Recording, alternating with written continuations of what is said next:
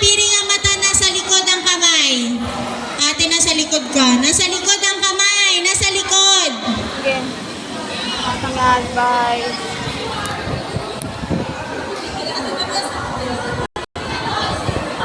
Okay, walang kikilos dito sa may hawak na saging, ha? Kung saan namin ilagay ang saging, steady lang kayo. Sila lang yung kikilos. Hanapin yung saging. Ang gumalaw po dito, out na to, ha? Mami, hindi kuhan. Okay, sige na, ma'am. Okay, sila na po mag-alalagay kung saan nilalagay yung saging.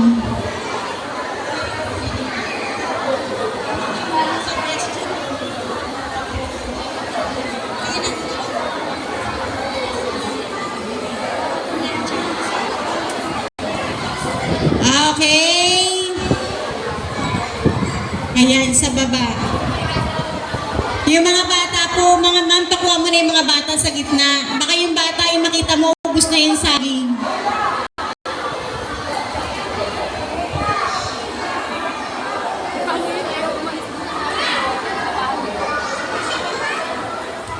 Okay, pag sinabi ko pong 1, 2, 3, nakakuha na tayo sa 3, tsaka lang po bubuksan yung saging, ha?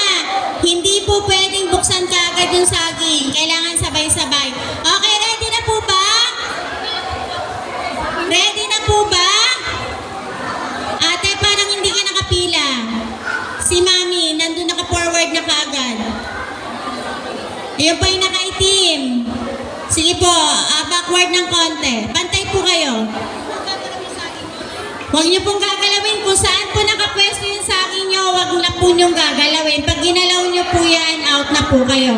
Ay, si Mami, kanina po siya atras ng atras. Paunahan po kumain na at kailangan walang laman yung bibig. Okay po ba?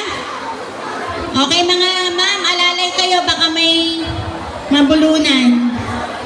Okay, 1, 2, 3, go!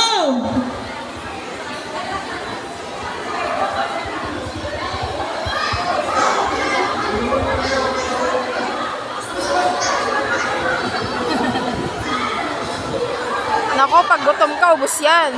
Wala pa naman tanghalian, sopas lang. Talaga yan? Ay, ako din. Meron pa, kailangan wala. Sopas lang. Iyo.